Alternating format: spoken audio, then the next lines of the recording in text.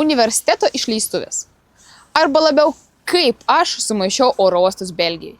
Na, mes matom, kad mūsų skrydžių nėra ir nusprendėm pažiūrėti, ar tiksliai mes čia atvažiavom. Ir viskas pasidarė aišku tada, kai mes pamatėm, kad Briuselėje yra 2 oro uostai ir atvažiavom mes ne į tą. Iki mūsų skrydžio liko 58 minutės, ganėtinai daug, jeigu neskaityti to, kad iki kito oro uosto važiuoti 70 km. Aš jau greitai pradėjau ieškoti taksi, mum draugė pradėjo žiūrėti nakvynę Belgijoje ir ką mes toliau joje veiksim. Bet aš norėjau grįžti namo, nes man lygiai už 12 valandų turi įteikti diplomą Kaune. Man jau panika. Atvažiavo taksi, velnias žino, kur jis stovi, nes ten parkingas 4 aukštų.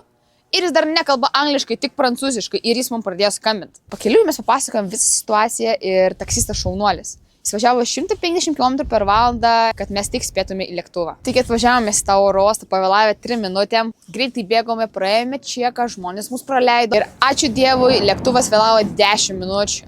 Ir mes dar turėjome 2 minutės, kad nueiti arba į tualetą, arba į duty free. Ačiū Dievui, kad skrydis vėlavo 10 minučių.